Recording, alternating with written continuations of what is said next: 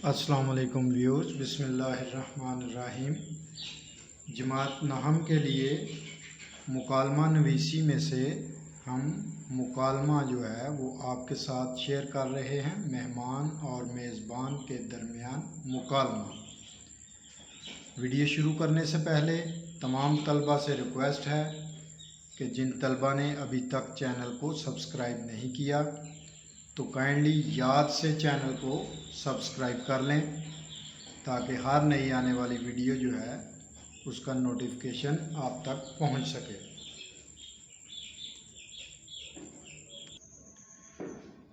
तो आइए वीडियो की तरफ चलते हैं।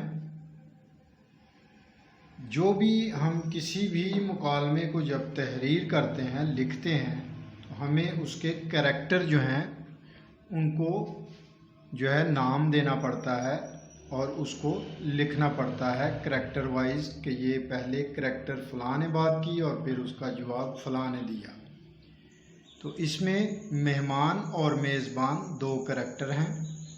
तो सबसे पहले मेहमान, अस्सलामु अलैकुम, एक तवील मुद्दत के बाद आपसे मुलाकात का मौका मिला और आपने मुझे अपने पास ठहराया और मेरी खातिर मदारत की है, इसके लिए ममनून एहसान हूँ।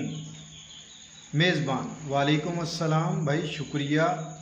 ये तो बेगानों का अदा किया जाता है, मैं तो कोई बेगाना नहीं।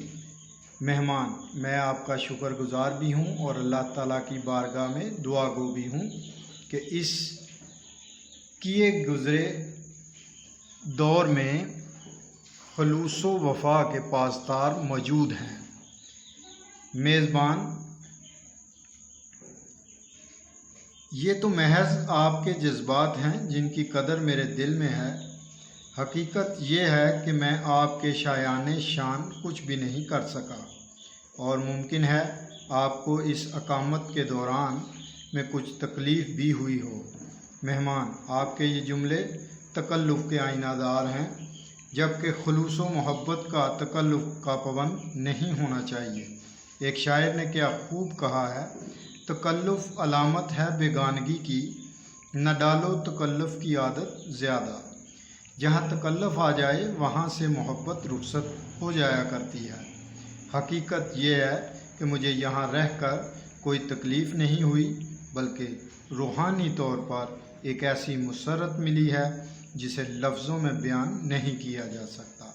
मेज़बान, ये तो आपके अपने दिल की नेकी है।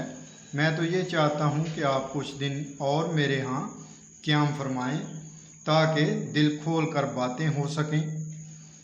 मेहमान, मैं मज़ीद ठहरता मगर मुझे ज़ाती और नागुज़ीर अमूर की बिना पर लाहौर जाना है और रावलपिंडी से रवाना होने का यही एक मकसद था। रास्ते में गुजरांवाला रुकना तो सिर्फ़ आपकी मुलाकात के लिए था, क्योंकि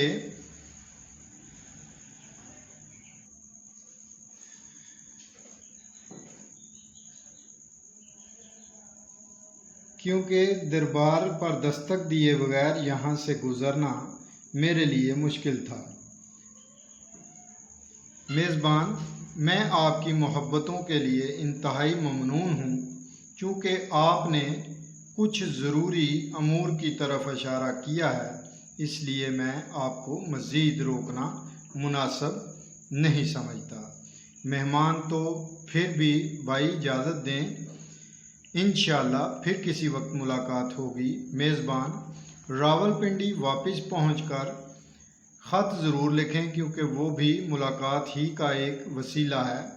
मेहमान, ज़रूर लिखूँगा। मैं जाते हुए एक इल्तमास करना चाहता हूँ कि आप अपनी अव्वलीन फ़ुर्सत में रावलपिंडी तशरीफ़ लाएं और कम अज़ कम एक हफ़्ते के लिए ज़रूर आएं। मेज़बान, अगर अल्लाह ने चाहा तो ज़रूर हाज़िर होऊंगा।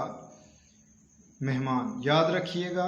अस्सलामु अलैकुम। मेज़बान, वालेकुम अस्सलाम। दो लोगों के दरमियान या इससे ज़्यादा लोगों के दरमियान जो गुफ्तगू को तहरीर किया जाता है, लिखा जाता है, उसको मुकालमा नवीसी कहते हैं। और इस फ़न में खूबसूरती यही है कि आप अच्छे और ख़ूबसूरत अल्फाज जो हैं उनका इस्तेमाल करें और हर एक फ़र्द की जो गुफ्तगू का अंदाज़ है उसको मद्देनज़र रखें कि वो किस करैक्टर को आप लिख रहे हैं और उस करैक्टर की गुफ्तगू जो है वो क्या है। तो उसको आपने तब्दील नहीं करना मगर एक अच्छे अंदाज से अच्छे लफ्ज़ों से उसको लिखना है ताकि मुकालमा नवीसी का जो फ़न है उसको आप बखूबी सीख सकें। कभी भी रट्टा नहीं लगाना चाहिए।